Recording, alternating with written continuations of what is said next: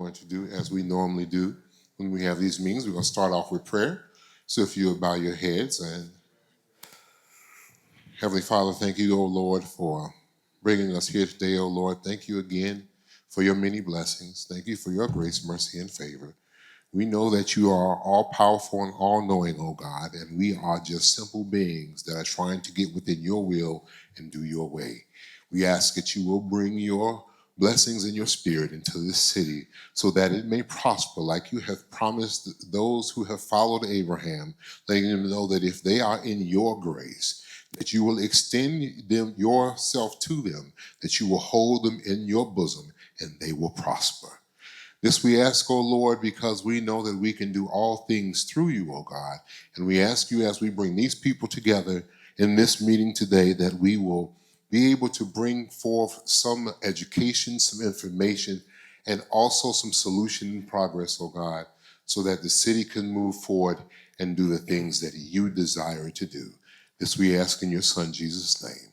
Amen. So,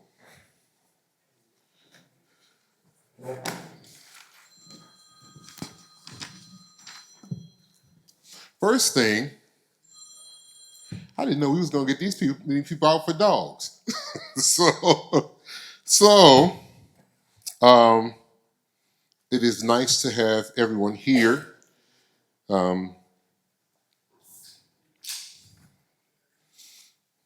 I would like for everyone to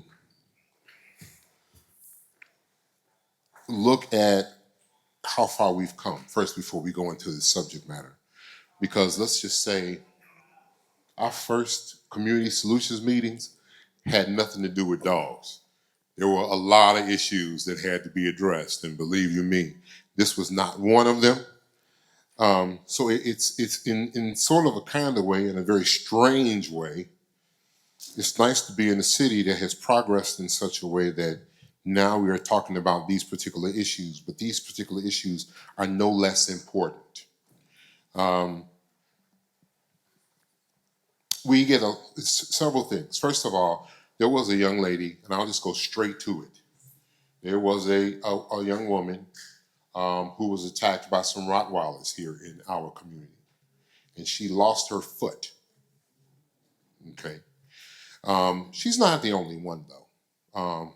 Unfortunately, I, as an attorney, I think it was my second or my third case, was a dog bite case with a 6-year-old, and that 6-year-old lost this side of her face due to dog attacks. And these were what I considered then, called then, and I consider it now to be people issues. Okay, I don't even blame the dogs. These are people issues in general. And so I'm hoping that we can all come together with some solutions to figure out how to address these issues. Now, as many of you have probably surmised, the vast majority of people who probably need to be here are not here. But as a city, we still have to rely on you to help us and to, by extension, help them so that we can come up with these solutions and figure out what we're going to do as far as this issue is concerned. We don't want to see anyone getting harmed or hurt. And for those, let me ask you, how many of you are pet owners, specifically dog owners in here? You're kind of shy about your dog ownership. I don't know if you're real or not. You're just like, Um, I don't have a dog now, but I do love dogs. I'm a rock guy myself. And but it's not fair to the dogs. It really isn't. Because believe you me, if they could talk right now and they were gathered outside, they'd probably be saying to themselves, what are they in there talking about? And why are they talking about us? Because we didn't have anything to do with this. You know. But we want to try to keep them safe. We fundamentally want to keep our residents safe, and we're going to need your help to do it. So, as a result, we have gathered, and we've been having some conversation before this, But we have the Cook County Animal Control Team right here. Forget your name, sir, but we'll get into introductions. Buzz Ambulance is here. Animal Cruelty Society is here. Of course, the Harvey Police Department. Laura, why is she sitting up there? Why aren't you sitting up there? Yeah. Yeah. As well, and we'll get right into it. So let me toss this over to Chief, and then Chief Biddings, and then we can go on down the line. All right, good evening, everyone. I'm Chief Biddings of the Harvey Police Department. We're putting this together because we understood the sense of urgency that the city should have in regards to loose animals. The mayor specifically mentioned the incident that occurred, the tragic incident where the young lady lost her foot. So I've been instructed by the mayor's office to make sure we find a solution. We know this has been an ongoing issue, and we're doing everything we can. That's why we brought all parties together to try to figure out a solution to one of the biggest issues that we see within the city as it pertains to these loose animals. So I would like to just introduce the different members that are here. We do have, as the mayor said, Cook County Animal Control. We also have Bud's Ambulances Services through Laura Daly. We would like for them to maybe, if they could, touch on some of the efforts involved with when the ambulance arrives and what you should do if you are bit possibly by an animal, how you can reach out to their ambulatory services through 911 and some things that can be done on that end. Anti-cruelty, they're an organization that comes into the city, helps us find the dogs. They literally will sit out here for hours with some of our trappers to try to recover some of these animals that are just out here roaming the streets. Then I would also like to introduce someone from my team that we've actually recently hired to deal with specifically animals, stray, loose animals in our community. But I would like to start with Cook County Animal Control so we can speak maybe to what your role is here in the city as far as helping us with these animals. Thanks, Chief. Thanks, Mayor. Thanks, Chief. Good afternoon. My name is Dr. Mamadou Jahate. I'm going to spell it for everybody. Mamadou. Last name Diakhate. I'm a veterinarian by training, and I'm the current administrator for Cook County Animal and Rabies Control. So just giving you a little background about Cook County Animal Control and what do we do and how we do it. Our core mission actually is the prevention of rabies through legislation, education, training, and other steps. And one of those steps actually is just kind of trying to assist with these unwanted and stray dogs on the street of our communities. Having said that, I want to make sure that we all understand that Cook County Animal and Rabies Control, per the ordinance, county ordinance, is the de facto animal control for unincorporated communities in the county. Unincorporated. However, we have a role to assist incorporated area, and one of them, incorporated community and towns, and one of them is Harvey. Now the problem that was, and I'm glad to be here and on behalf of the county to be part of the solution. And I think that's why we're here all to make sure that we all put together our hands and find a solution with the stray dogs. Now, that being said, the problem that we're seeing in your community here is not specific only to your community. It's a problem that's all over the United States right now. Since the trend started before COVID and COVID amplified, that we have dog population, specifically dog population, going up in our community. And while dog population is going up, we have the feeling and the sense that owners' responsibilities is going down. It's a bad combination because when we have a community where, with or without legislation, owners don't take their responsibilities. We got overbreeding of animals, and we have people who have pets, don't know how many pets they have, don't even have good fencing and all this. They don't contain their animals. Those animals end up being on the street, and then that's a bad combination to have, especially when the weather is nice, to have people on the street with animals. We got kids, and the result will be many bites. Just in Harvey this year, I believe that, 2004, 2024 to this year, we already, Cook County been called to handle 18 bites. You know, one from a big town might say that's not a lot because in Chicago we're talking about 1,000 bites, but then one bite is one too many because you have a victim, and most of the time, like that young lady, that's a severe bite. So what the county do with an incorporated area, like I said, we are de facto their animal control. We get those called through the sheriff dispatch or to our own system. We'll go and remove the dog or just do all the stuff like provide resource and service. Now for incorporated area, and I'm gonna name Harvey, the policy that's what the ordinance tells us. Now we have our own policy, that allow us to be able to enforce the ordinance. So how the county intervene in our community, our incorporated community, is that we get a call for service. We call it a community service request. Basically, if a resident see a stray dog on the street, you have to reach out to your 311. I call it 311. I think I'm from Chicago, so that's 311. We call it to your dispatch, your police department, and then a service request is generated and come to us from your police department or your animal control. When it comes to the county will filter it and provide and weight the assistance needed and see what type of resource we have to offer and what type of assistance we have. Then we will reach out back to the police and provide that service. So basically that's how it goes with that. But I think we can keep doing that over and over and over. And I guess those who are lucky to live 100 years will be here again, talk about the same exact thing. What we as the county want to see is not to chase the goose, but really to prevent the problem from happening.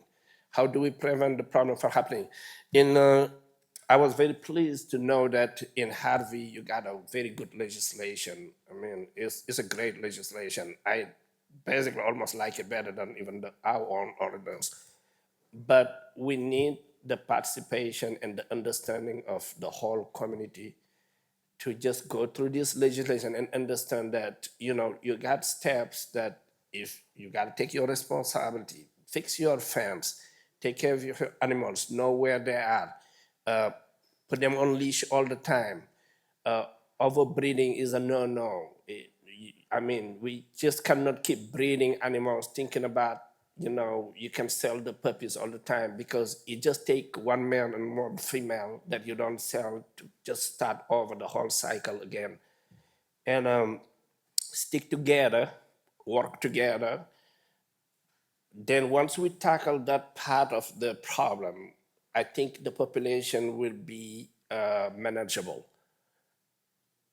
But until we do that, as the county, we are always willing, and we are very pleased to keep helping the community here as much as possible, and we can.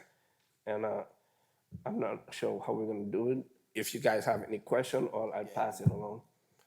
We're gonna hold on for questions, but I want to bring something to your attention that he said. Because this is why this is a people problem, and we really need your help. So he said that basically, in order for you, if you're having an issue with a dog, you have to call the police department. Now, dog's outside right now, right? Okay, you got to call the police department. Then the police department has to reach out to Cook County and submit a community service request, correct? All right, y'all got me so far? All right. Then they have to receive the community service request. And then once they receive the community service request, then they reach back out to the Harvey Police Department. How fast y'all think that happened? What do you think the dog is? He gone, ain't he? He or she is gone. Okay, so while there are, and it's not to say that this, first of all, and it's not to, as I say, foo-foo on Cook County Animal Control, it's to talk about how much of a part we have to play, okay? Because everything is not as automatic as we may think that it is. And sometimes we will call the Harvey Police Department thinking that, you know, it's this magic stuff, like, you know, how do the lights come on? Or we just flip the switch and it just happens. You know, we just call the police and it's just instantaneously fixed. That's not the case here. So this is why we're going to need everyone to help us participate and fix this problem.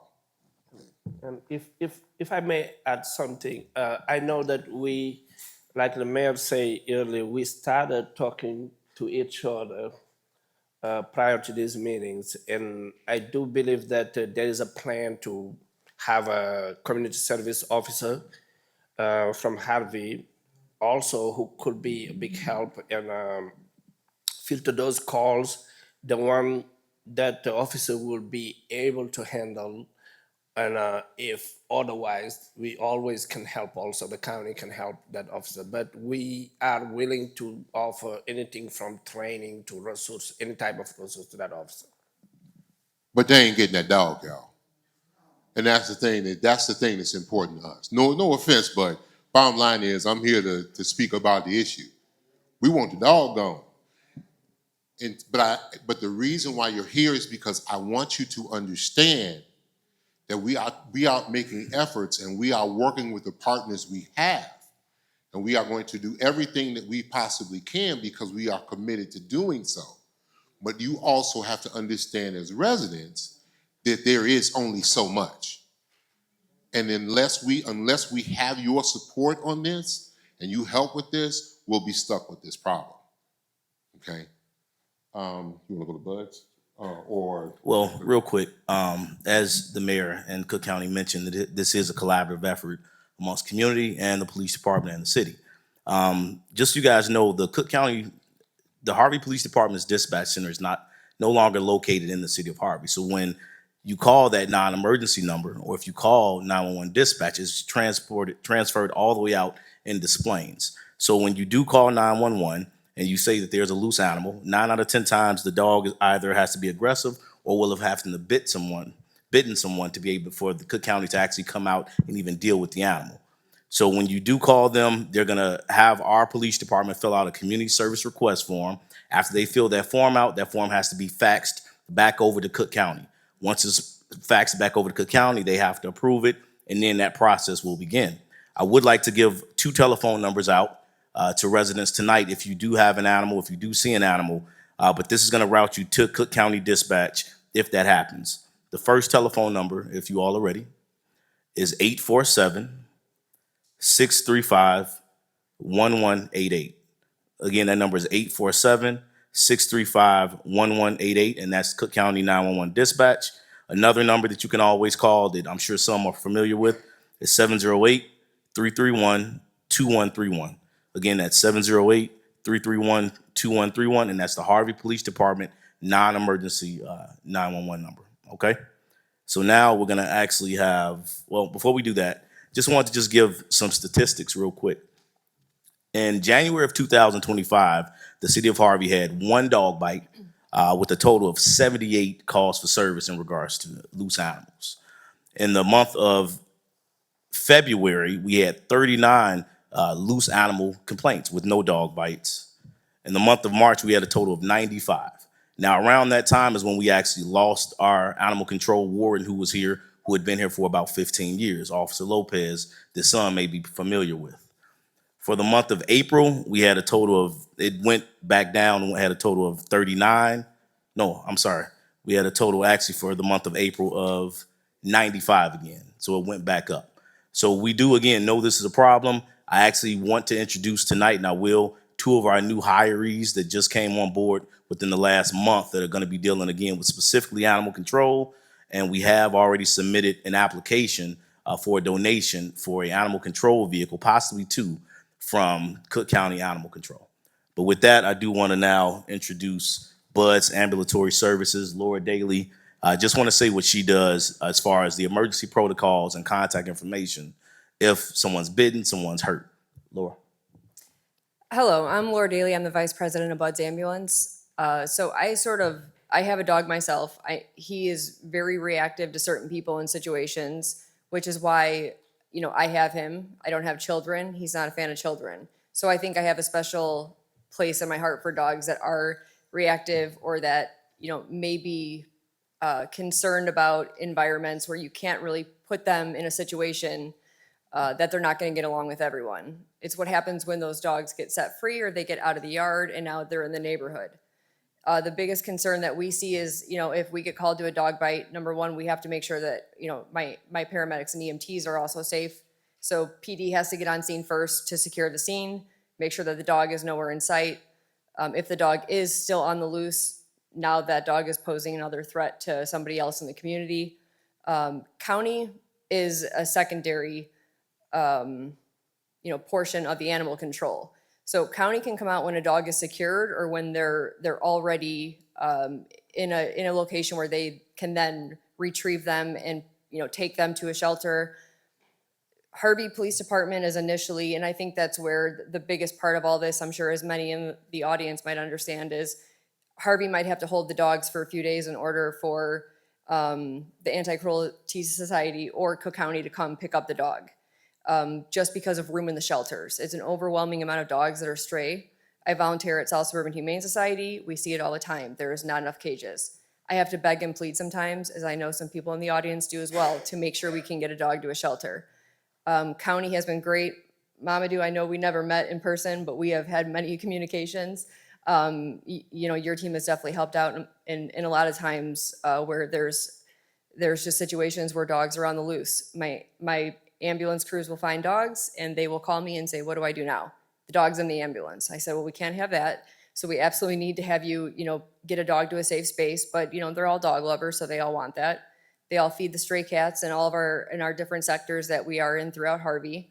And the stray cats is another major issue that we have to fix, because I think there's a lot of feral cats that are out there and they just keep multiplying and there's no stop. So I'm also curious to hear from the residents on anyone that's experiencing that situation. But when we do get dispatched to a dog bite,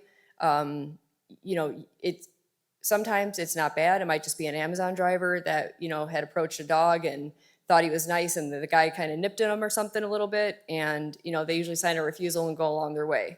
But it's the major ones, as Chief Biddings had stated about, the lady who lost, her foot and it was bit up pretty bad. Not every dog is aggressive. Not every dog is friendly. I often say that, sometimes Chihuahuas and the small dogs, you never know. I was in Dalton chasing down a dog the other day and I got bit on the finger by a Chihuahua. He was scared. That's his right. He's trying to protect himself. But he was bleeding and we wanted to make sure he was safe. And luckily he had a rabies tag on and we were able to call the owner and she was, he was gone for 5 minutes. To be honest, I think he just ran towards Wilma's barbecue because it smelled really good. So he wanted to get out from under the fence, smart dog. But he was friendly and nice until, he realized that I was going to now transfer him somewhere he was not a fan. I have gone after, I can't even count now. I think there's 13 since November, dogs, just myself, where I have worked with Cindy in the audience. We have climbed on top of roofs in Harvey to get dogs and, that have been hit by cars and we just tried to find one of the dogs. We climbed on a roof to get the dog. Thankfully, all the dogs have now been adopted out.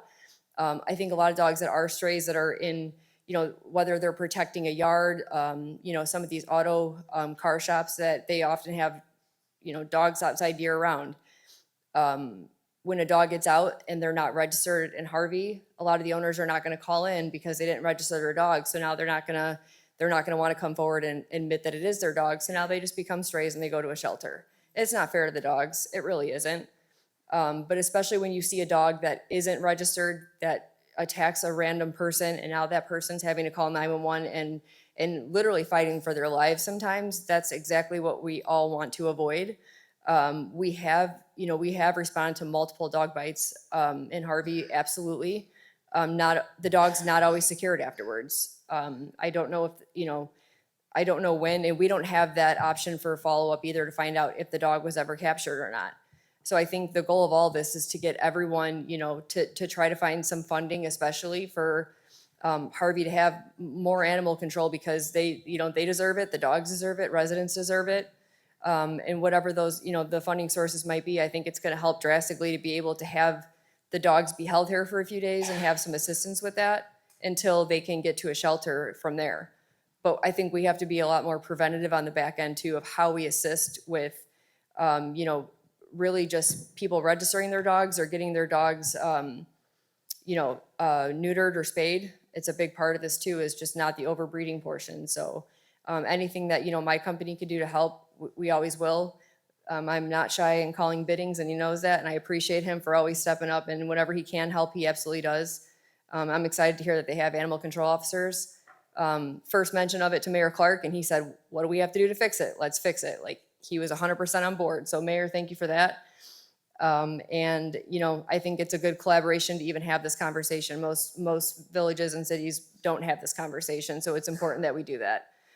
And if anyone ever sees anyone get bit by a dog, absolutely call 911. The worst that could happen is we respond, clean the wound, and they sign a refusal if it's nothing major. But life-threatening injuries can always show up later. You never really know. It's extremely important, especially if the dog does not have, its rabies shot or vaccines. I think that, often people are just normally too afraid to report things. If you see a neighbor's dog, or if you see a situation where your neighbor's neglecting a dog, or if you see anyone that you're driving by, call and report it. That's sort of how you prevent something from futuristically happening. So, and report aggressive dogs as well. That's an important part of this too. So, but yeah, I'm here. I'm looking forward to hearing everyone's questions and comments as well tonight. So thank you. Thank you, Laura. Laura, she calls me at 2:00 in the morning. She actually tried to get me to go up on that roof. I wouldn't go, but that she's always out there. She's a strong advocate. She's always in our community. I believe it was one day on 151st and Morgan Street. We sat out there for hours. I believe Director Harrison in the back, he was there. Some of my team was there, and it was to get some dogs that were trapped inside of a yard in a vehicle. And she would not leave until we got those dogs out of there. And I believe after that, they were adopted, and they were well taken care of. So just want to say thank you for the times that you've come out in the past. Next up, we want to have Chief, sorry, can I add something to that real quick? Yeah. A point that he just mentioned is that one of the major reasons too is that, in the state of Illinois, we do have good laws, but the problem too is that dogs are considered property. So when we see a situation like he had just mentioned, you can't always just go into the property. Even if that person that owns a property has, back taxes or anything, you can't just go in there, because now you're trespassing, and it's considered theft then to take a dog. So that's a huge complication as well, and county did help us navigate that one. So thank you very much. I know that we couldn't have done that one without you, so thank you. Yeah. So we also last have Animal Cruelty Society here. Just want to speak on some of the available resources for dog care, rescue, and even adoption, and then just maybe a little bit of education in regards to that. Yeah. Thank you. My name is Emily Clem. I'm the Vice President of Operations for Anti-Cruelty, which is in downtown Chicago. We're Chicago's oldest and now largest animal protection, animal welfare organization. We have a lot of resources that we offer to a lot of communities across Cook County and beyond. One of the things that we have been engaging with the most with the city of Harvey is our humane investigations team. We have a field services team, and they're state licensed humane investigators. So if there's a suspicion of cruelty or neglect, abuse, they're licensed to come out and assess the situation. Like Laura shared, they can't walk into a fence. They can't walk into a house. Their powers do not in any way supersede the police. So most often law enforcement has to be involved anyway. But just in the last year, we've responded to 56 calls in the city of Harvey, which is a threefold increase over the previous year. And what that number doesn't count is that we work directly with some residents and some people who care very deeply about Harvey, who might trap a dog, find a dog, bring it directly to us.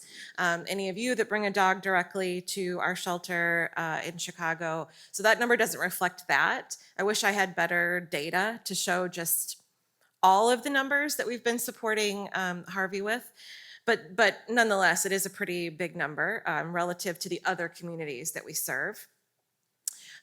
We primarily focus on the city of Chicago, and the reason that we've been increasingly doing more in Harvey is because we care very deeply about all of the communities across Chicagoland, and we have definitely seen the need that exists here, and we've been trying to allocate more resources. So some of the things that we've done is we provided the city with kennels, holding kennels, so that if a dog is safe to hold until Cook County can come and pick it up, there's a place that it can live. We've provided microchip scanners, so if a loose dog is microchipped, we can try to find the owner in Harvey. Those are things that we will always be able to support. We also have talked about doing microchipping clinics. We here in Harvey, maybe partnering with South Suburban Humane Society, which is more local to the community, to be able to provide more resources to the residents. We have wellness fairs that occur all across Cook County. The closest ones that would be to Harvey would be in Roseland. We have them very frequently. It's free vaccines, free vet exams, free microchips. It's a great resource. We also offer pet food through our pop-up pet food pantries. A lot of the different resources that we offer on our website. And then, as the chief mentioned, we have adoption services. So if you are looking for a pet that's already vaccinated, spayed, neutered, et cetera, we have a spay neuter clinic that offers low-cost spay neuter. So lots of resources that we can support the pet-loving population of the city. And we're totally open to more engagement ideas on how we can proactively look at the problems that are happening and work with the residents. Also, just personally, I'm a longtime resident of the South Suburbs, so I care very deeply about our communities and what's happening here. So we're looking forward to different ways that we can partner. We work very closely with Cook County as well, so I think that there are a lot of different avenues for support. Thank you. We're actually going to open it up to questions shortly, okay? Oh, specifically for her?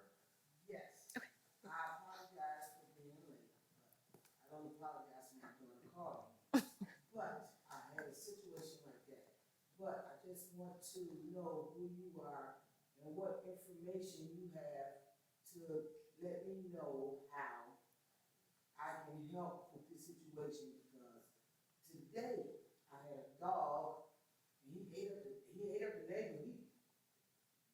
He ate up the garbage, he tore the garbage over, and he was hungry. But it was a dog that I never saw in my neighborhood. So how do I have information from you to report this? That's what I like I said, I came in late, I apologize. Yeah.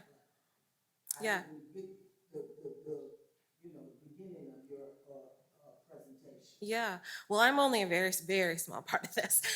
But so a situation like that, so we handle much more neglect, abuse, things like that. So let me give you some examples. If there was anti-cruelty, I'm sorry. I see. Okay, all right. Like I said, I missed the. Sure. Okay. I didn't track that. I'm so sorry, ma'am. My name is Emily Clem. I'm the Vice President of Operations for Anti-Cruelty, which is a shelter in downtown Chicago. Yes.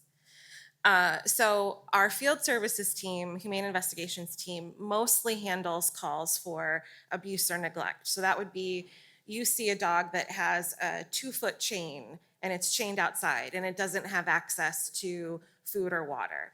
A loose dog running loose. So that's, I'm gonna tag in my friend Mamadou from Cook County, because that's more what he spoke about was the loose dog situation and how to handle that.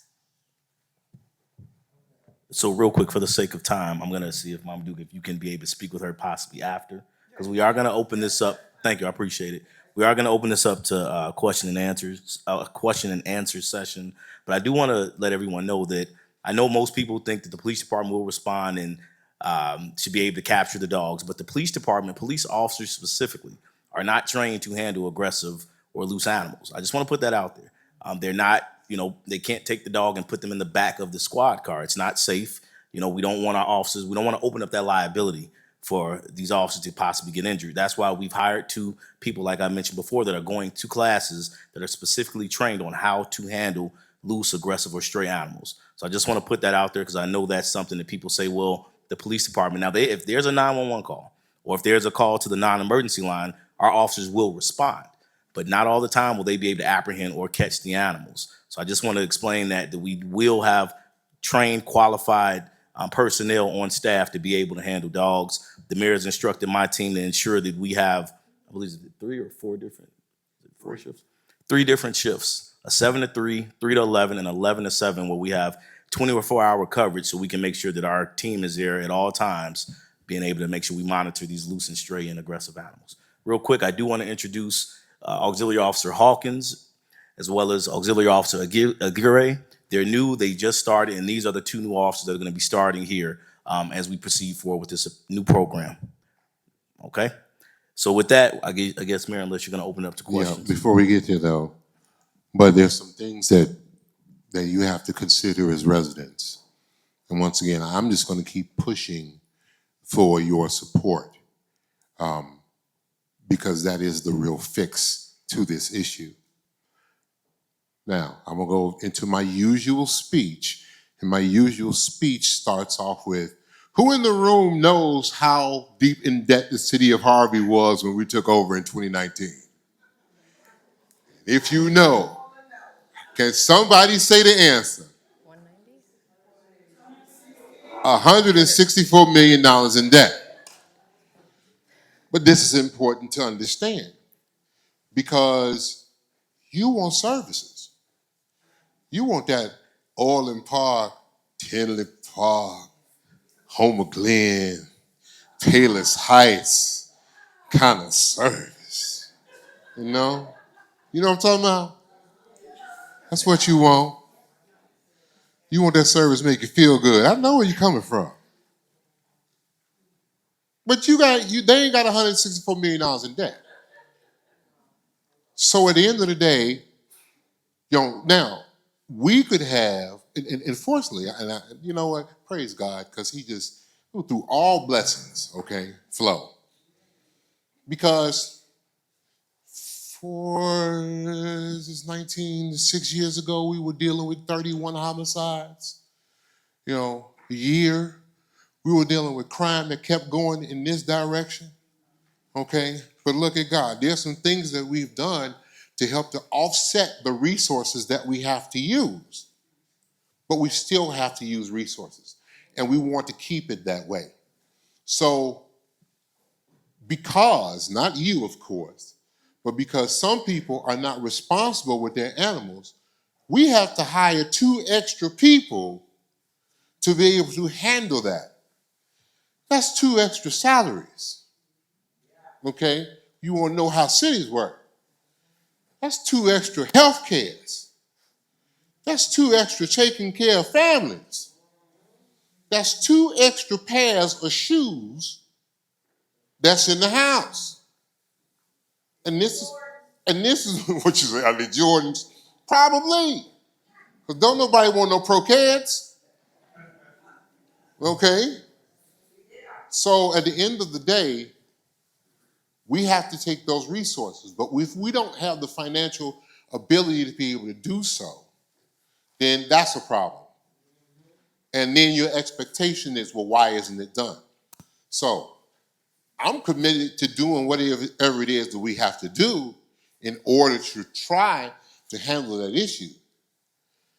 But what Smokey the Bear says, forest fires, only you can stop forest fires. Only you can stop this issue. You have to spay and neuter your dogs, your animals, period. Microchip them so that we know. Get them registered. You know, make sure that they have their proper vaccinations. Those are the things, because we have an overpopulation issue. Well, that will help us a great deal. For those of you who are having these issues, and I know sometimes it's not always easiest to approach our neighbors, but approach them. Let them know. Look, We got to do something about this. Because at the end of the day, now we're going to make some changes. And my first proposal, is there anybody, there's no, okay, I don't see any councilman. Oh yeah, there we councilman right there. Look at that Delaney Smith right there. 3rd Ward Alderwoman, all right. Is that you need to have insurance if you're going to have pets. You need to have owner's insurance, or you need to have renter's insurance, and those insurances need to cover you if you are going to have a pet. Because what happens is when we have those unfortunate circumstances where someone gets hurt, that woman who got hurt, besides the fact that we probably won't, have we ever found a dog? Anybody know? Not that I know of. Yeah, one got found. But the simple fact is, what happens is that woman is going to need some help for the rest of her life. She's going to have psychological issues, PTSD issues that she's going to have to deal with. She's going to have physical issues that she's going to have to deal with. And the problem is there's no insurance, there's nothing to take care of that. Okay? So she's going to have to figure out basically how to either do it on her own or through some type of government subsidy or something like that. And it's already hard enough to have to deal with the issue. But we have to start being responsible. And the first thing is, of course, to spay, neuter, vaccinate, you know what I'm saying, register and microchip your animal. But if by chance your animal gets out, if by chance something happens that is unfortunate, you should have insurance, or the person should have insurance to cover that particular animal, so that if something unfortunate should happen, we can be able to make sure that those are, mind you, those are our people. Those are our residents. Those are our neighbors. Those are our friends that are getting into these situations. And we want to make sure that they're taken care of well as well. So, I'm going to try to stay on the agenda. Oh, so we are opening questions. Where's she go?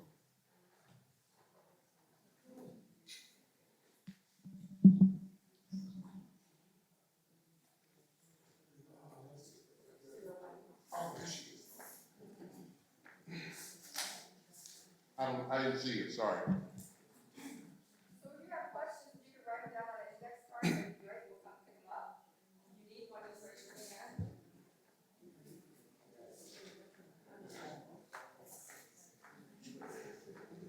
hand. It's by show of hands, have any of you in the room either had to deal with an animal bite or had a loved one or friend have to deal with one? Yeah. Okay. We gonna keep you to the rules now. We got these cards here. Nope. Okay. All right. Because we want to make sure that we stay in order. I know they think, Mr. Clark is mean because he tried to have a little order, but we want to try to do that. Okay. Thank you. Okay. Ooh. Got nobody. Okay. I love y'all so much. I call y'all by dogs. Y'all say, all you say, we don't want to talk about no dogs, Miss Clark. We want to talk about raccoons, possums, and cats, and all the rest of the stuff. We don't want to talk about no dogs. I swear to God, I love each and every last one of y'all. Okay, we're going to get to the other ones, okay? I promise you. Today, whoever said, Lord Jesus, who's training you? Okay, all right. So who is training your animal officers? Well, I know I'm not training them, but I'll let the chief explain how that goes, because they are going to be professionally trained. But who is training your animal officers? When will they be active, Chief? So the training is actually going to start next month in June. the Cook County Animal Control is hosting free training for the officers, so we don't even have to pay for it, which is a good thing. So they'll be going, I believe, next month, and they'll be in the class for I think a week, and then they'll have a second class and towards the end of July. So I'm sorry, the end of June. So by July, we should be good to go. Our hope is that the vehicle that we apply for and submit the application for, they'll render a decision on who's going to be able to get that vehicle by next month or no later than July. If not, well, you do have a vehicle that has been taken out of service, but it's been taken out of service to get some repairs done. And if we don't get that vehicle that we apply for, then we're going to put that vehicle back in service so we can make sure our guys are out there ready to roll. Y'all are great. This is fantastic. Thank you so much. Oh, go ahead. Yeah, I want to add that we will offer those training for free. The one we don't have available, we're willing to pay for them. And also we will offer resources that the animal control officer need to do their job. Is all the tools they need, all the intensive training and basic knowledge, because we need to understand animal control officer, forget about 50 years ago. 50 years ago, I think many of us grew up calling them dog catcher. They're not dog catcher. They're very knowledgeable people who are sometimes more than even animal control officer. They're like a social worker at the same time. They're the one who listen to your problem while they're coming there to answer your call. They advise you on a lot of other things that sometimes has nothing to do with dogs. So many people just need to talk while you're handling the dog issue. So we'll give all those basic knowledge of, some are even scientific knowledge, because you got to know the animals. You got to know at least the breed. I know a lot of people here, I can show them 1,000 dogs, they call all of them pit bull, and that is not all the time true. But it's just not about dogs. We talk about feral cats that need knowledge, training, birds, alligator, yes. We might have some people having alligator, maybe some people right here, alligator in there because they were cute when they were little and they get smuggled in our communities, until a problem happened, then animal control officer get the call. Animal control officer go testify, they need to go testify in court, just like any officer. They'll testify in court, they get cross interrogated by a lawyer, and who want to know their knowledge, will question even their integrity and push you against the wall. So we have all that. They write ticket not because they mean people, that because they want to prevent things from happening. It just involves so many, and it's not 8 hours work most of the time. It's a 24 hours work. So we will be willing to give those training for free and pay for those that we don't have available.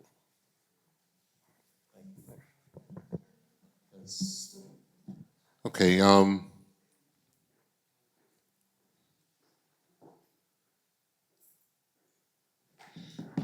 get to this last. A lot of these questions are repetitive. So first of all, someone said, so how do you register them? How do you register your animals? And what ordinances are in the city of Harvey regarding dogs and cats? So first of all, you can come to City Hall to register. We are going to create and be providing an electronic means for you to do so too, if you should choose to do so. But you can come to City Hall. You can ask for the clerk's office, because they do sell them through the clerk's office. But also, when it comes to animals, dogs, animals generally, we have a code. It's Title 6 or Chapter 6 of the City of Harvey Municipal Code. Now, for those of you who are not familiar with our municipal code, one way that you can go about seeing it is you can go to the clerk's office and actually ask to see it. Another way you can go about seeing it is our municipal codes are actually online.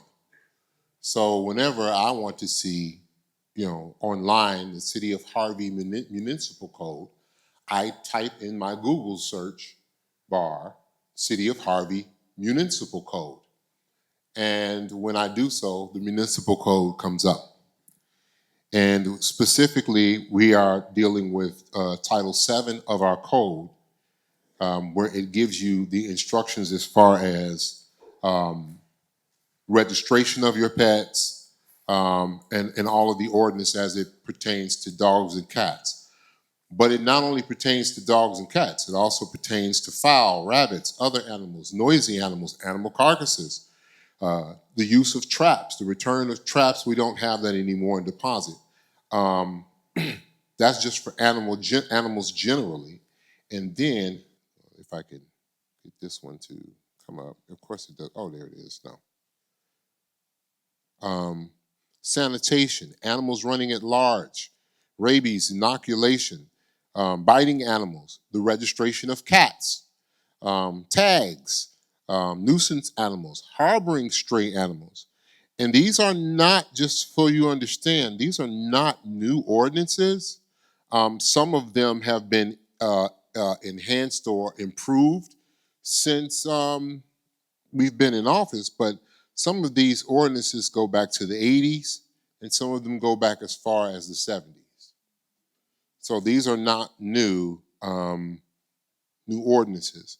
But if you want to find out, more information on that, once again, you can look at the ordinances by typing in City of Harvey Municipal Code in Google, and you can see the code, because we keep all of our codes, not just this code, but we keep all of our codes electronically. So if you have issues, questions, or concerns, you can also look up and find answers to those as well. Once again, you can come to the City of Harvey to register your pet. We are working on, we used to have an area, a registration called Pet Champs, but from my understanding, Pet Champs is no longer. They went out of business. What was the other one that we had as well for housing? Do you remember? Pro Champs. Yeah, so we had Pro Champs and Pet Champs is what we had. They've since gone out of business, so we don't use them anymore. So you have to come to the clerk's office temporarily. Um,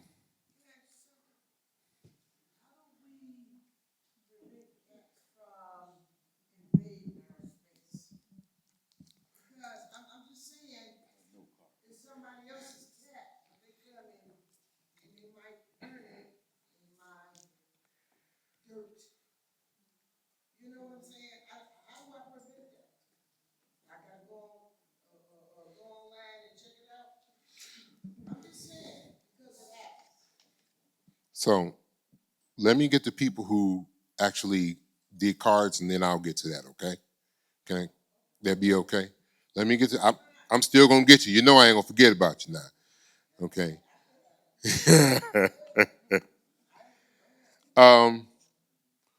Who to call when stray dogs are loose? I think the chief answered that question earlier. Call 911. But you already know the process, because we've gone through the process. So if we can handle the dog, we'll handle the dog. If we can't handle the dog because maybe the dog is aggressive or something of that nature, then it may require some additional assistance. But first thing, we don't have a 311. So you'll have to call 911 for that one. Or, what is it, 33?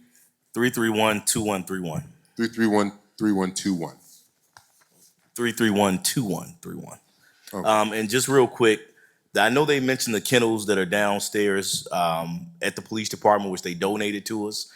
They are gracious enough to come by and clean them for us, so our union personnel don't have to go down there and clean the kennels. But we only have 2.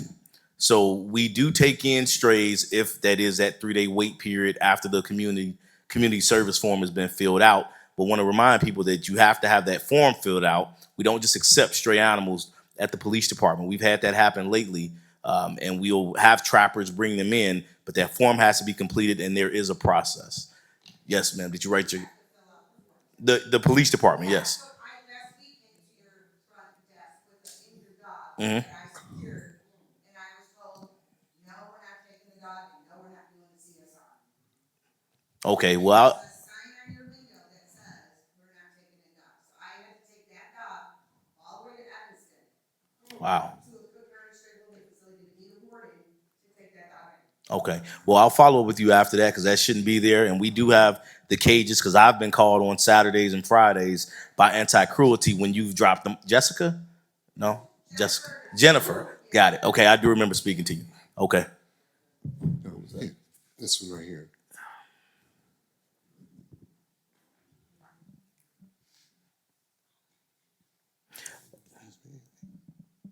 So it says here, how will the police department notify residents if a dog or cat is in their possession?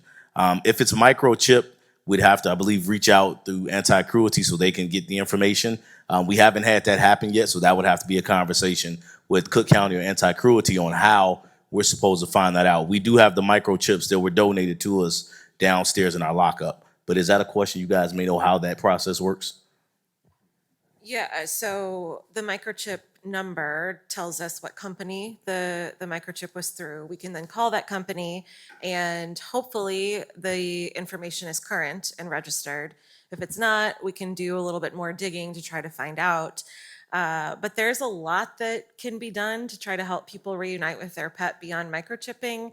The Ring next door, the Ring doorbell app has become a huge way. People post like missing my dog and we're able to reunite that way. So that would definitely be something we would love to work with Cook County and Harvey on developing a reunification program for pet owners.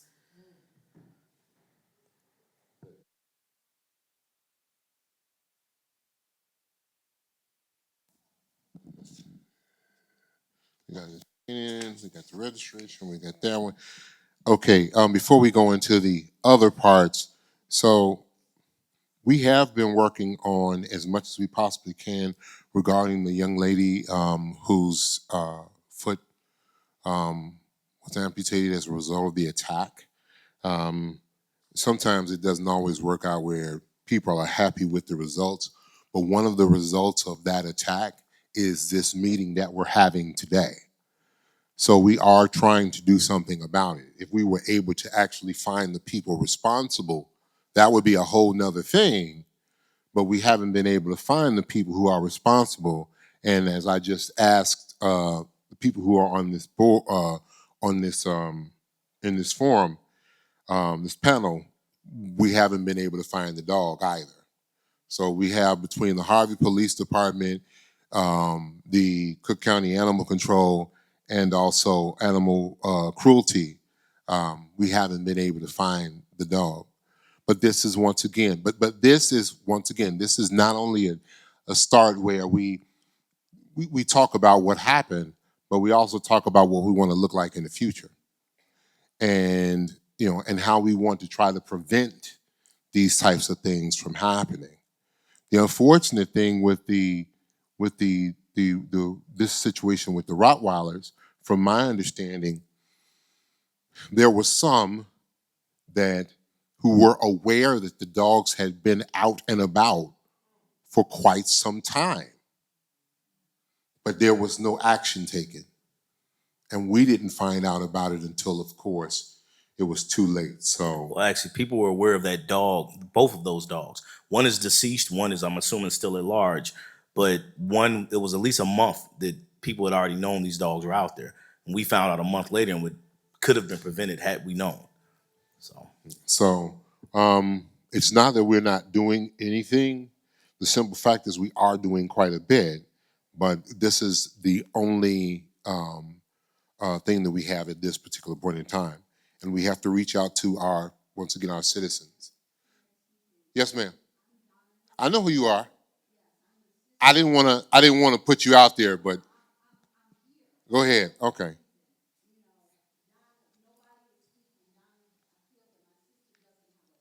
Has the police come and talked to her yet?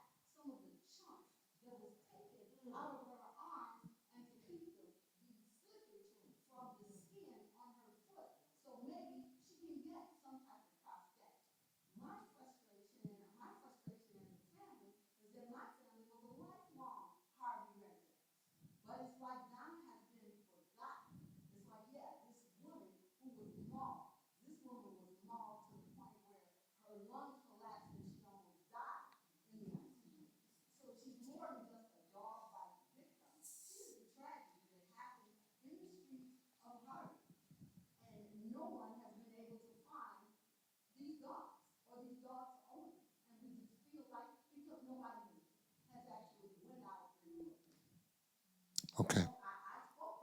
Well, no, I'm aware of that.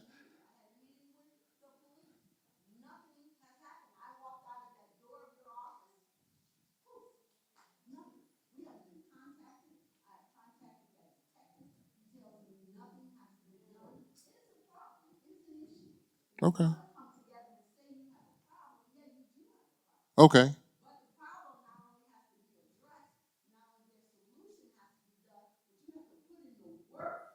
In order to, if there is issues, you have to put in the work in order to find out what actually happened.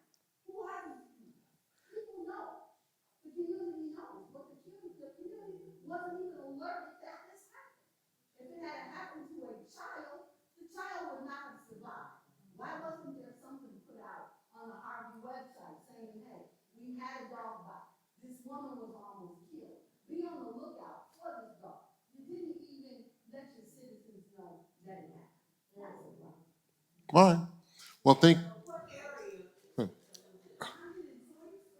and between Center and Sanma is where this happened. On the 15th of last month. Did you know anything about it? You can you more than That's Give her that. here. They're not even made aware, and this one dog is still loose. Well, but the things you're saying are not necessarily true. Now, unfortunately, first of all, number one is, and I want everyone in this room to understand, because when I first started off this forum, I talked about the issue. I talked about how your sister would have to deal with some additional things, and we want to try to get to the bottom of it and feel that we required to do so, responsibility to do so. I also talked about how the community can play its part as well as far as that's concerned, because once again, we had some dogs that were out there that for some odd reason, nobody knew who or where those dogs were. But we also had people to go out and go door to door. We had people to also canvass the areas to find out those things. Now, as I spoke to you at that particular point in time, which I wanted to make sure, and that has happened at least from what I understand, your sister was spoken to, was talked to as well. But this is one of the issues that you get when you're dealing with these stray animals. That's the reason why we want the dogs to be registered. And the reason why we want them microchipped, and the reason why we want people to be more responsible owners is because this doesn't happen. It's not that there's a lack of interest from the city of Harvey. I don't know who said it in here, but other communities aren't having these type of forums talking about how we can fix this situation. And according to Mamadou, it's a national issue. So, bites didn't only happen in Harvey. They're happening in other places, and those municipalities don't send out a APB as far as the dogs are concerned. But we're here because we do care. I'm here having this conversation because I've not only seen it in my own practice, but you and I had a conversation, and I was trying to do what I thought I could to try to help the issue overall. I do understand the frustration. I really do. But the bottom line is we are trying to do something, and we're trying to do more. And we're going to continue to try to do more. But the one thing for sure is this is also a people problem. And it's unfortunate, but it just is. And so we have to work together as a community to try to prevent this from happening in the future.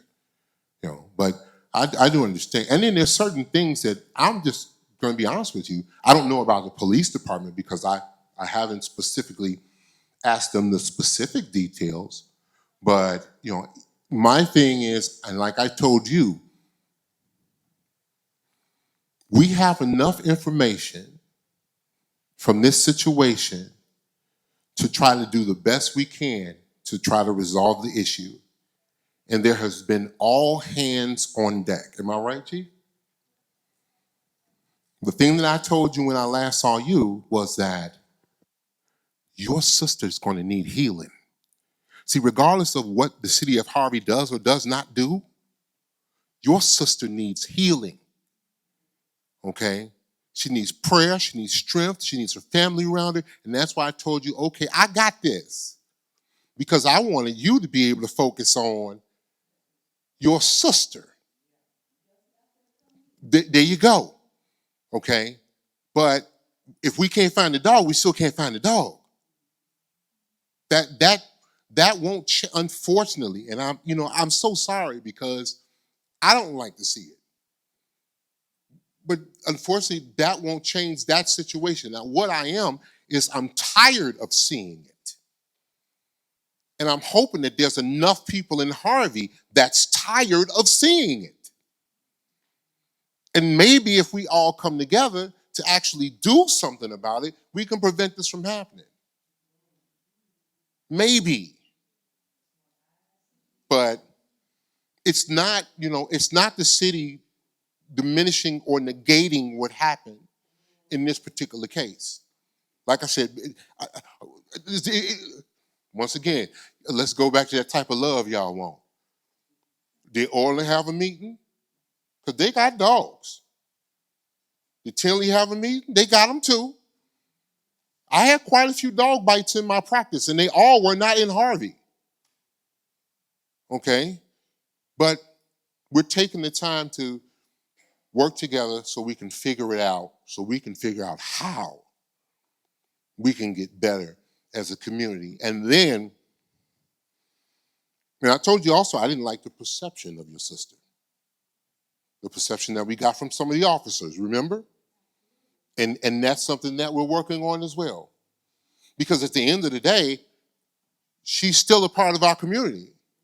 And we need to be wrapping our arms around her.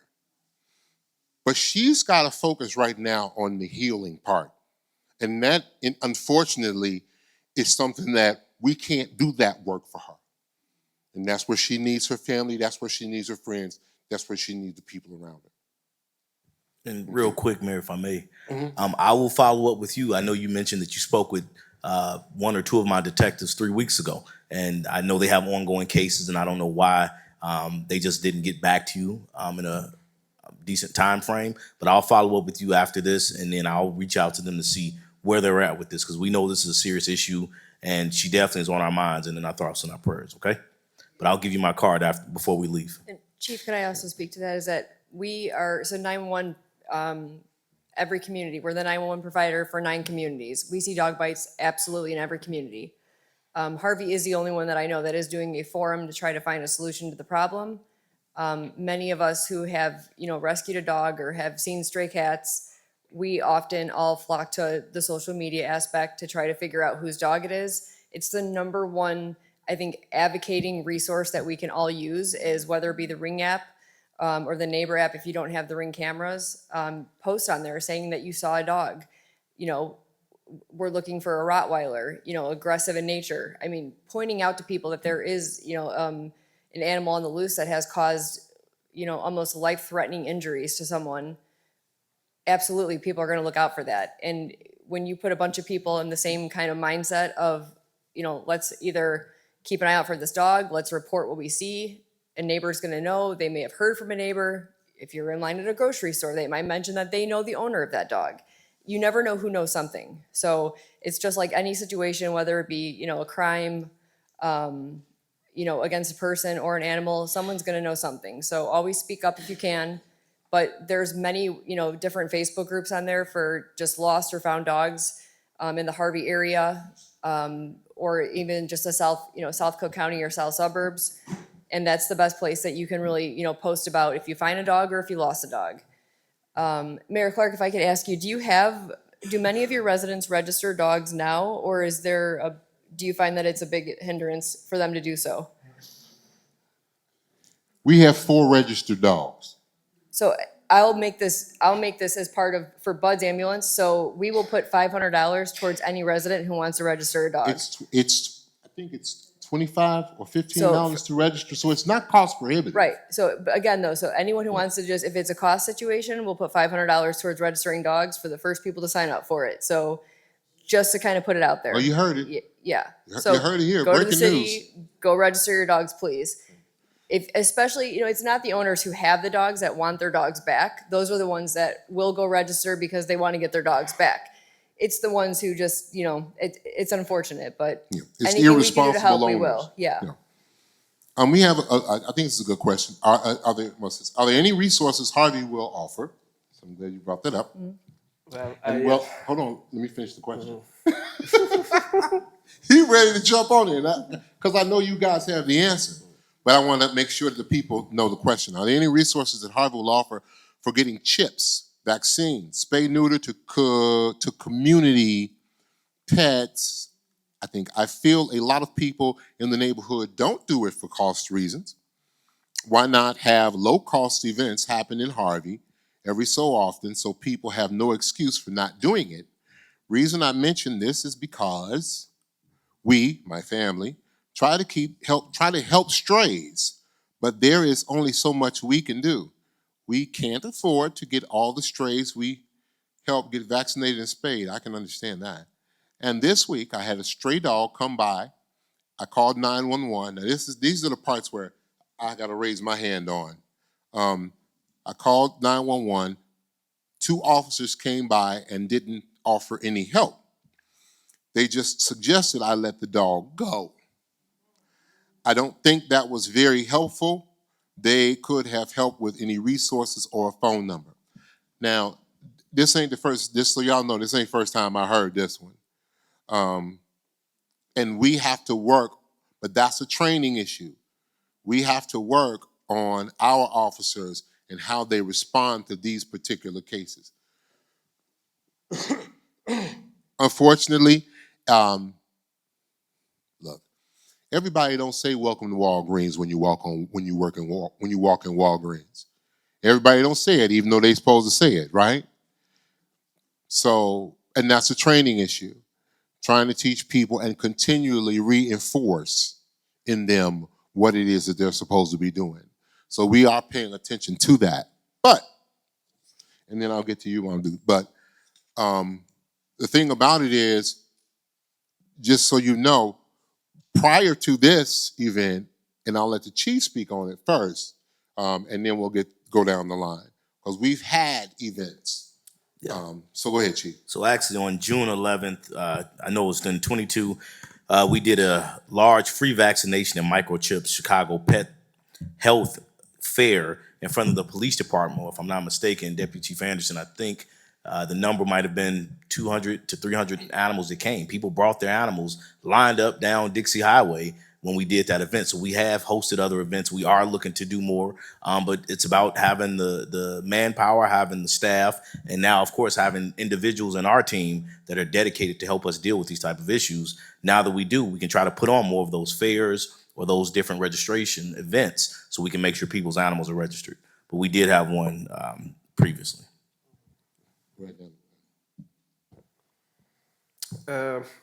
Thanks to South Suburban Human Society. Yes. She used to be there. Our collaboration with South Suburban Human Society, she's with Anti-Cruelty now, but resulted in two great programs. We have a free spay neuter for dogs over 40 pounds, but also we have free adoption. And the reason why I'm saying free adoption, I think I'm encouraging right now people to, I know people love dogs and cats. You'd be better off going to a well-restricted shelter, get a dog or a cat that's fully vetted, spay neuter with all the vaccine, with a microchip, than going to a backyard breeding. A backyard breeding. Like that's my cousin who's breeding dogs, at home, sell you a puppy that has no shots, no spay neuter, nothing, is most likely to either die from parvo at one time in their life and hopefully not get rabies, and ultimately being on the street and having Harvey, police, CSO, or good willing people who are in the audience here, chasing them to get them, and just populate and overpopulate our shelter which will result on, a large amount of euthanized. And I know nobody here want to hear the dogs are being euthanized, put to sleep in the shelters, because that's the result of that. So I encourage everybody to go to the county website, Cook County, or just type Cook County Animal Control. We have so many resources there. I mean, you can go to, when you get there, you can get the information. It's called a Pawsome Pet program, Pawsome, Pawsome, pets, and it will offer those two programs. But Cook County, just go to Cook County Animal Control and you'll see. And when you scroll down, you'll see the program is right there with a nice banner. And it will walk you the step how to contact South Suburban. And it'll take your dog that's over 40 pounds to get a free spay neuter and everything else that goes with vaccination, rabies, parvo, distemper. And also it will walk you through the adoption process if your desire is to get a free dog or cats. Yes, ma'am. Can a resident take a found cat or dog to Animal Cruelty directly on their own? You got a question?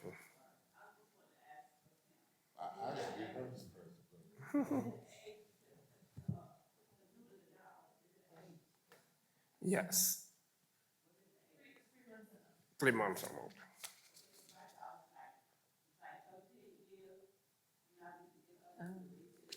13 years. I will probably advise you when you go there, the veterinarian, I think that's the process there, right? The veterinarian got to see the dog first to know, because 13 years you're getting to a tranche of age where the dog start getting older and might have some underlying condition. But yes, that's, it's always, regardless of the age, always the veterinarian will make sure that the dog is apt to be spay or neuter. Okay, and then beside that, we got a great program also that run every year from April to November. That's a free vaccine clinics. They run throughout the county. We offer in average 34 of them, and we take at each of them the first 100 dogs, and sometimes with cats, and everything is free. So it's in our website, the county website, and everything is there with the location where if you miss a location that's around your area, just feel free to go to another area because it's open to all county residents. And I'll just add, I just went to the website, and Saturday, June 7th, there's one in Matson. And then Saturday, June 21st in Chicago Heights. So there's a couple of upcoming ones, free vaccines, free chips. Right. Right. And I think, Mayor, we talk about microchipping. And I think I'm going to put on the spot the county people here, and I think we could afford to, we could offer a free microchip here in Harvey. Not just it would be a free microchip implement. You bring your dog, we put the microchip, and we explain you how to register it. And also we can scan dogs to make sure your dog got a microchip or not. And then you go from there. But the most important advice I could give to everyone here considering microchipping is just not to implement the microchip, is to register the microchip. Because it hurt animal control officer and those, good people willing to help to scan a beautiful dogs with the only desire to take it back to the owner, to reunite the dog with the owner, to find out the owner did not register the microchip. And that dog will end up to the best, in a shelter and get adopted out or transferred to somebody else. And to the worst case, being euthanized. And Mayor, again, to the young lady in the back whose sister was mauled, a part of that microchipping process, one of those dogs was, I believe, killed by one of the officers. And had that dog been microchipped, we had the animal control officer, they would have been able to check that dog, scan that dog. That's why this is important. They would have been able to scan that animal, find out where that owner lived. We could have went there then, possibly. Versus now we don't know where the other one is, but we don't even think that dog was microchipped. So that's the importance of making sure that we're following through with this And we will hold you to making sure we host that free event for the city. Microchipped and registered. Right. Microchipped and registered. And registered. Right, and registered. register. And I know I talk a lot, but let me make sure that this is understood, right? When you get a stray dog in your community, that don't mean necessarily that the dog is from the community, because dogs do not know boundary. Dogs and cats do not know boundary. Dogs can go from Robbins, Phoenix, Blue Island to here back and forth. Just like a dog that's in Robbins might be residing in here, just to throw that there. But the important things about this forum is that the greatest thing to me, in my opinion, is that we have 2 community service officers. And we're gonna do, because the data, even the data we have with the county show that it make a difference to have expertise ready to help and then call the county to assist. We got 2 great officers here, and we're gonna do everything in our power to help them be successful. Yeah, and that's why we're here. But can a resident take a found cat or dog to anti-cruelty directly on their own? Yes, right now we are by appointment only. We are going to be opening back up more June 9th. We still ask that you make an appointment just because it helps us forecast resources and space. All of that information is on our website, including a form that you can fill out for bringing in a pet, and that's anticruelty.org. Okay,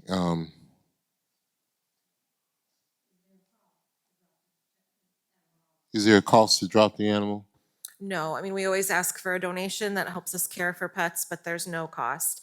And that actually, I'll add into, we are one of the only organizations in Cook County that offers basically no cost owner requested euthanasia, end of life services for pets, which is a critical need. I don't know, we have so many pet owners in the room. If you've recently had to privately euthanize a pet when it was their time, it's extremely expensive. And sometimes that causes us to delay that decision and that last humane act that we can give to these pets that we love so much. And so then that causes some suffering for the pets. So we want to try to alleviate that. So we also do that by appointment. We ask for a $50 donation, but that is not a requirement. It's truly just something that we want to be able to help people with. So also spread the word on that and keep that in mind, that that's something we can help with. Here's a good one. Do you alert the school district regarding lookout for stray dogs? School district, be alerted. Stray dogs are in our community. Maybe you didn't know, but now you know. Because when a dog comes, and I gave this example earlier, by the time we get to the point where maybe somebody can get to the dog is gone. You know, and we're not gonna cause mass panic. We're not trying to cause mass panic, you know, or shut down schools as if it's a bomb threat or something like that. You know, parents, know where your children are. Okay, that might be a good idea, but we don't alert the school district. I mean, if there was like a rabid animal, if this was Cujo or something like that, then maybe, I'm not too old to be talking about Cujo, am I? Everybody know Cujo? Cujo was a Stephen King movie about a Saint Bernard that got bit by a rabbit and got rabies and then started chasing the kid. And boy, my references, boys, are way off sometimes. You got to read the room, and I totally misread the room on that one. But, you know, we really don't, you know, we don't do that normally. If there is an emergency, mind you, if there's an emergency or an issue or something like that that is of grave concern, of course we will. You know, but once again, this is where you're talking about resources and the ability to handle things. You know, while we're out on a call dealing with, wait, I'll trade you one. I'll trade you a dog for domestic violence. So if you stop the domestic violence calls start learning how to get along with your spouses or your family members, then we'll go ahead and we'll take the dog calls. Because you got to take one or the other. You get what I'm saying? And we get more domestic violence calls than ever. That's where our police spend a good portion of their time. But then if we don't do it and someone gets hurt, then we're having another meeting and there's microphones in my face talking about, well, why didn't you ever take care of that woman who was, being abused by whomever it was? So we don't want to see that happen either. So this is a prioritization of resources.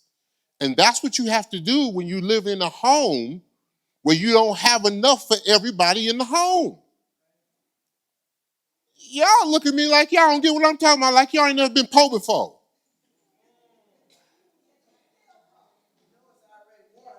I want hand-me-downs for how long, mama?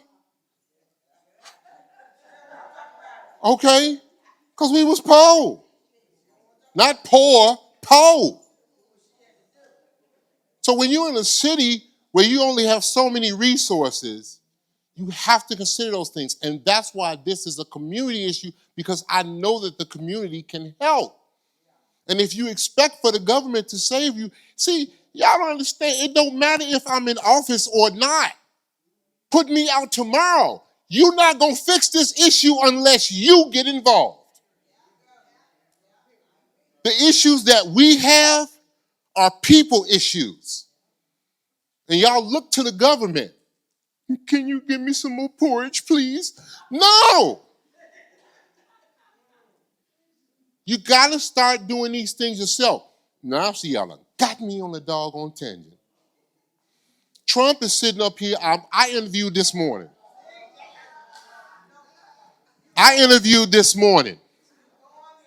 Okay? No, because I'm sorry, y'all. Y'all got to give me a minute. But it is my stage.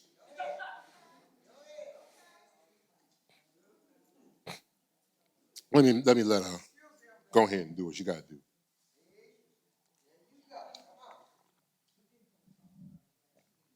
Now, we have a $70 million Pace and Metro system that's supposed to be breaking ground in April.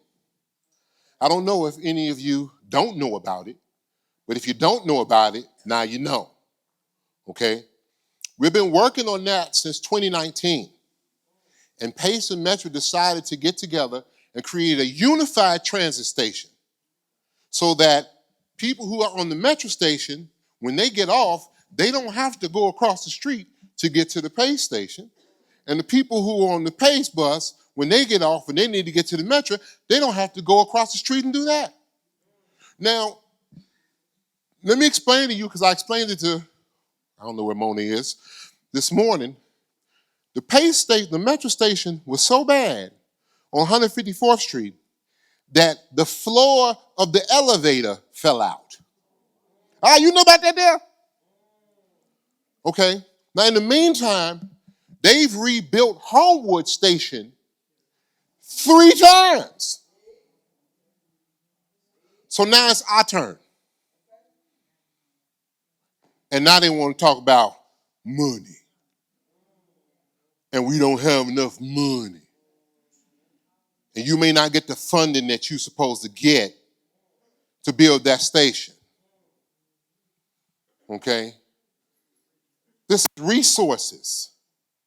And so now what we're going to have to do, we're going to have to figure out how to make it work if they decide that they're not going to fund this thing here. Now, some municipalities have enough money where when they decide to make those changes, they can fund some of those things themselves. But we don't have it, so we got to do it in another way, y'all. And so it doesn't matter whether I'm in office or not. Y'all not going to break up $164 million worth of debt in 4 years. It ain't going to happen. And if you can do it, send that person to me now so we can go ahead and take care of it. We're trying to do the best we can with the resources that we have. I just really need you guys to understand that. That means if I could fix all the streets, they'd be fixed. And the reason why I'm bringing this up, because this is associated with a question.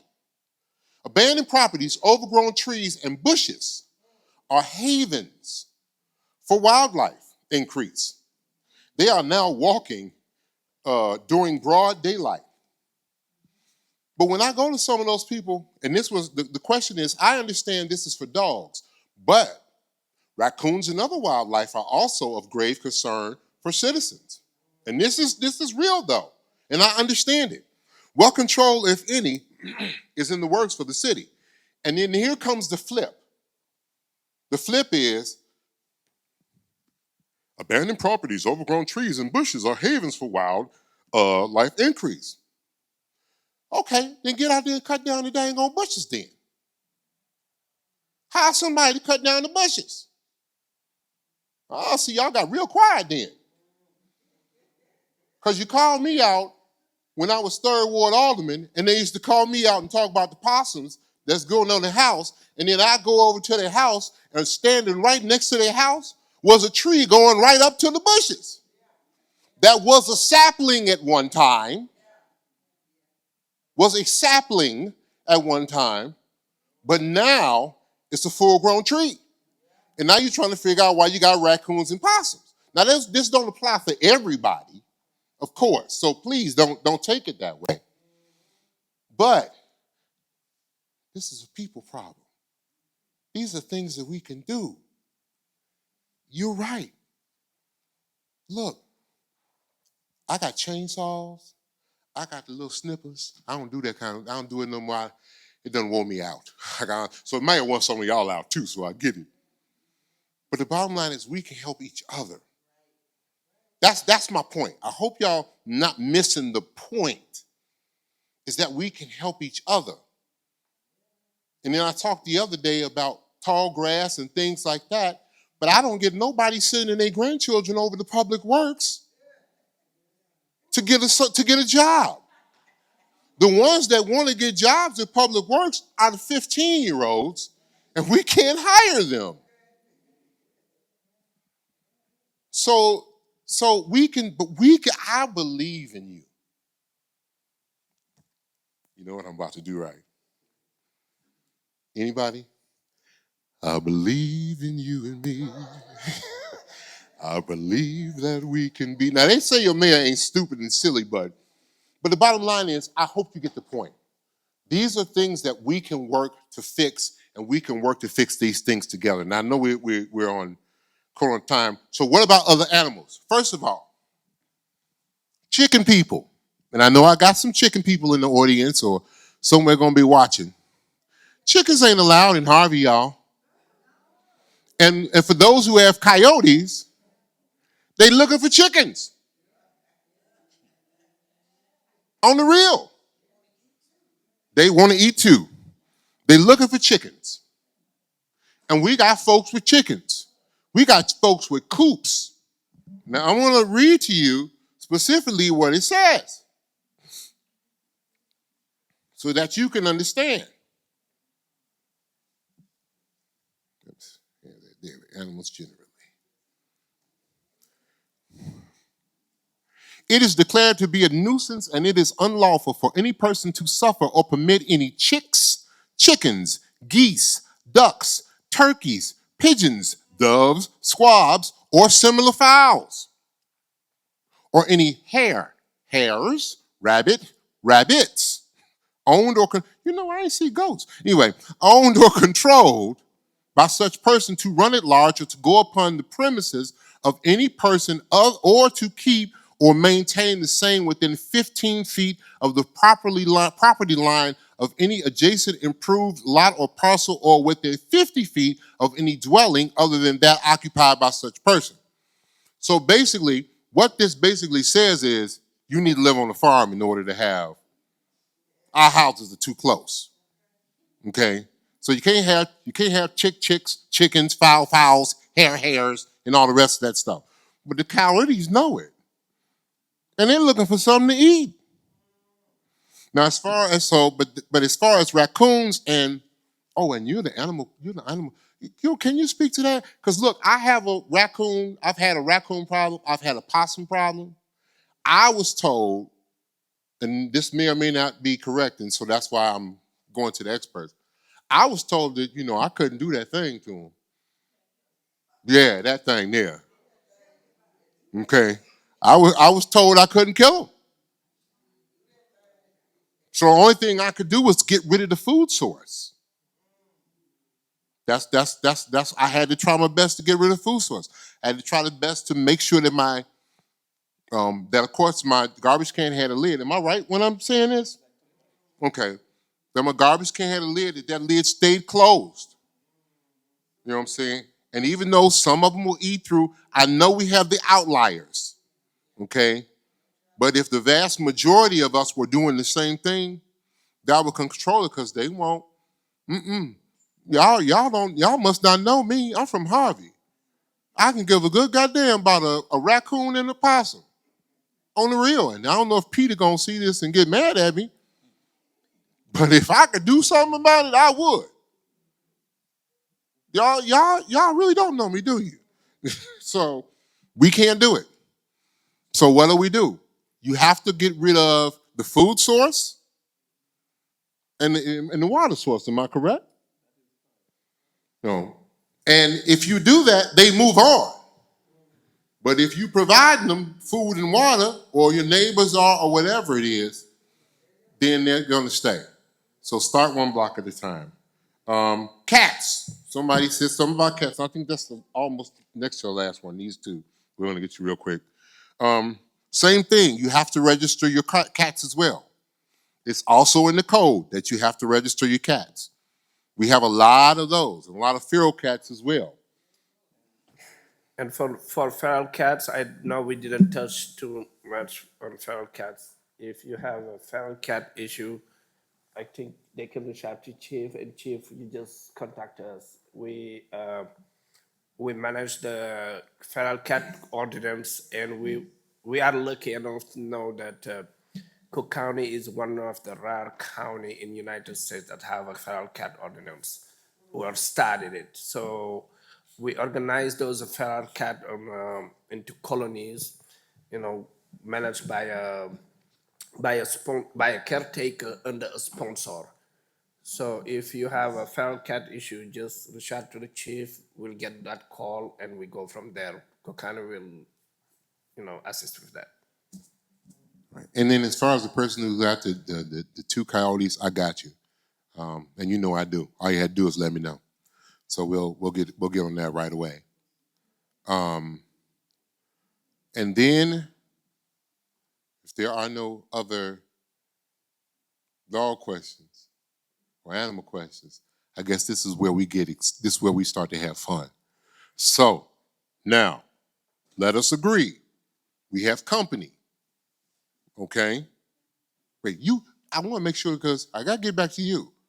Your question may have been answered somewhere.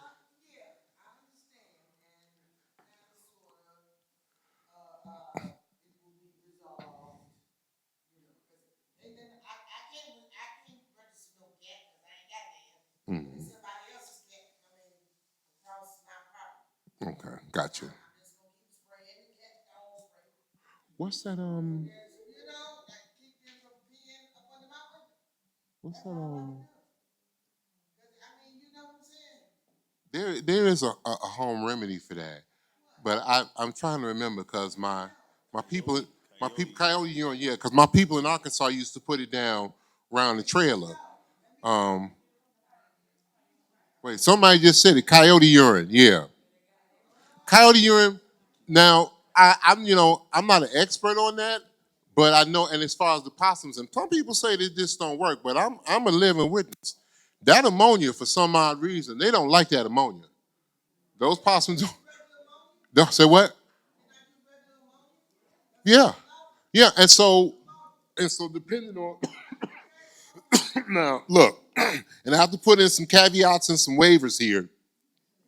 Okay, results may vary, but I got a bottle. Speaking of this though, the little quart bottle that it comes in, half-gallon bottle that comes in, and then I wicked it at the top. So I took a rag and stuck it down like you would wick on a candle or wax or something like that, and so the fragrance climbed up the wick, and it stayed in the area. And it helped. Now, maybe it was false calls, but it sure did work for me. So, I haven't tested these myself, but I had to Google it for someone who's also having a feral cat problem in their yard. And coffee grounds and citrus repels cats. They Yeah. don't. Yeah, they just Yeah. don't like. Cats do not like those two scents. Coffee grounds and citrus apparently. So don't know if it's official, but I have some people saying yes. So maybe that. Yeah. Yes. Yeah. Okay. Yeah. And it's crazy because, they play with the possums, right? I thought the possums was going to eat I got more than in the video. I thought the possums was going to mess that cat up. They was out there playing in the backyard in the middle of the night. Okay, but we want to go to some other questions. So I'm going to take the other questions. But once again, just please keep in mind, because the first thing folk want to say is, oh, Clark is so mean because he don't want nobody to clap. He don't want nobody to say nothing. He don't want nothing. All I want is order and civility. So just please keep in mind that we got guests here. Now, we can fight amongst ourselves. We are more than welcome to do so. And y'all can always come to meet the mayor every Friday from 12 to 3, and we can hash it out in that office. Okay, just please just understand. So, because we have about 16 minutes left, I had one. Okay, well, this actually goes to it. My neighbor throws garbage over their back fence into the alley. The alley is a collection of doors, looks like wood, furniture, trash. Who cleans it? We need the address, because if whomever this is after we're done, if you're still here, give us the address and we'll go take care of that. But once again, that really is a community issue. That's a people issue. Okay, but we can deal with that. Is the meeting about dog control only? Technically, yes. That's why when we advertised it and when we put out, when I made the robocall the other day, and everything else we did when we advertised the community solutions meeting, we said that it was about, it was about animals. So that doesn't necessarily mean dogs specifically, but it means animals. But if by chance someone has a question outside of the dog, cat, animal realm, we got 15 minutes left.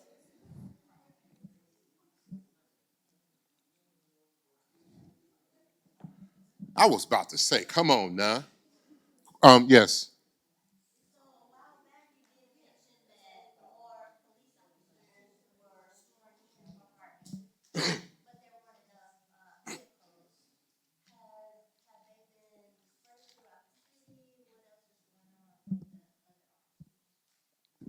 Well, they're currently in field training, so I believe they complete. Sergeant Patterson, do you know, or Deputy Chief Anderson, do you know when that field training is complete? Deputy Chief Anderson's here? Yeah, he Oh, was. here he is right there, look. The middle of July. So there's a 14-week field training program that they have to go through before they can hit the streets by themselves. So they're going through that. My hope is that by then we might have some more vehicles in our fleet to be able to have enough for everyone. And then, not to mention, we've just brought in 2 more officers here, auxiliary, that are going to deal with strictly animals. So we're going to need that vehicle as well. So. Yeah, because we need some more resources for animal control. If we bring in more animal control, we need to have all the tools for the people who are engaged. So, but we're committed to it. We had one. We had only had one, and then for 15 years, yeah, there was only. Which I don't understand why we only had one, y'all. So I can't speak on that because I didn't hire this person 15 years ago. But my question was, okay, so if this person works from 9 to 5, what happens at 6 o'clock? The dogs don't stop at 6 o'clock. So yeah, come on, they've been working all day. So we are doing something, about that to try to help and fix that as well. Go ahead. Just for everybody to know, the county work almost 24 hours. So we got an after hours emergency call for priority calls. Those like injured, hit by a car, dangerous, vicious, threatening to attack. and all that. And those, what they're gonna call the sheriff, right? So Let me ask I'll, this I'll question. get you the information, then you can share it with everybody. Those like after hours run from 4:30 to 7:30 in the morning. So there's an animal, because this question has come to me actually quite a bit, and I didn't think about it till now. Animals hit by a car, animals in the street. Right. That's a biohazard, but who gets that animal? Me? Well, because no, because public work, really, y'all really don't want public works to end up getting them, but Yeah. say what? I said that's usually when I drive by and show up, and a dog Right. usually appears in front of me. So yeah, but no, it's a hazard. No, a Absolutely. deceased animal. Yeah. Oh, deceased. Yes, deceased animal. Right. So usually with I know that historically with other communities and that I deal with, even Chicago, is public works that remove dead animal. So right, Look, no. We all go get the animal. right, That's not an issue, and I don't, and look, and just so y'all know, y'all got a good public works department, okay? And I don't care what nobody say, cause when you got 6 inches of snow, your snow is clear, and everybody else around you still got snow on the ground. I'm telling you. So maybe I don't know what be going on, but we got really good public works, and they're willing to do it. But I need to make sure that we're doing it and we're doing it properly, because it's still a biohazard, yes. and so we have to make sure we handle it properly. So I'll look in on that. Yes. I got a granddog. But does she have to be registered here and there, or is one registration sufficient? Where does the owner live? In Harvey? Normal, but I be granddogging. I mean, I be babysitting my granddog. Yeah, I So when she's here, do I have to register her here? I'm assuming that One registration is sufficient? well, one is yes, because the owner is the contact. But two, I just can't believe that you're an irresponsible granddaughter. So No, but she might see that man and jump over the fence. I don't know. But you know what I'm saying? I'm just saying, is it okay just to be registered in one location? yes, but the fact that you're bringing up that question, Yeah, because I be watching. it shows a level of responsibility that is not necessarily exuded throughout the entire community. So thank you. And thank you for having the granddaughter too. That's good. Yeah, go. Yeah. Show you a picture when I get to it. I have a question, and I hope it don't sound like it's, unintelligent. Okay, I have my dog, have their shots, okay? So to have them have all their shots in the record of the hospital, like I was saying. Do I still have to come down and have them registered, so if the police could pull over, I had their tag, would they not be registered? If you had the I got their shots, I always get their shots. okay, Okay, so do I still have to come down to the city, even though it shows that they have all their shots, to have them registered? yes, absolutely. Yeah, and so that's once again that's in our code too. So it is a requirement that the dogs have their vaccinations, but you still have to register the animal with the city. That goes for your dog safety as well. If your dog should get out of the yard and it gets lost, that's the best way to return it. Is the city will have it on file showing that it's your dog. So. All right. Well, y'all won't let me go home maintenance earlier. Yeah, I ain't got nothing else to do. Aw. Well, we got one more. Go ahead. Hey, can we get some so we can hear? No, you say that there are stray dogs, but the reason I came here because in the neighborhood there are dogs running loose. And like my neighbor, they are always coming to me for answers to questions. So he said, or 708. 331-2131. All right, well, on that note, yes. Hold on. Yes. Yes. Right. Yes, yeah. So not only do you have to thank you. Yeah, you have to register the dog or the animal. Not just but then you have to get a collar and put the tag on the animal. Red, blue, green. Yeah. Just saying that it's, just saying that it's registered but it doesn't have a tag is still of no value. And something that's always been good is to take a picture of that tag too on the dog's collar. But if you're microchipping, that helps us a great deal as well.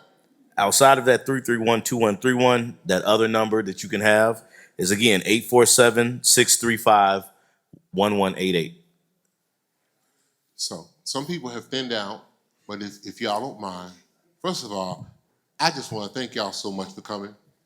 It really does. It warms my heart. I don't know, I understand that some of you don't even have this issue, and y'all may say to yourselves, "Oh, why should I be here?" But you are a part of a community, and we are trying to get better. And no matter how much the world tries to look at us with a jaundiced eye, you know what I'm saying, we are showing them differently. So that's number one. Two, if you'd be so kind and give a round of applause for our guests for coming out and for the help that they provide us daily.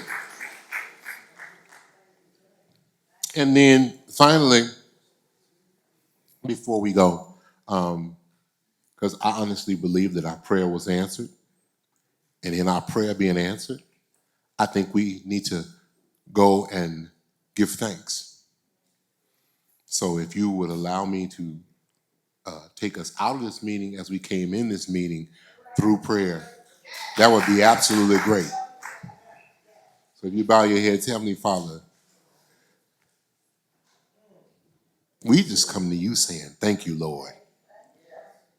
Because when we come to you, you allow us to come to the throne.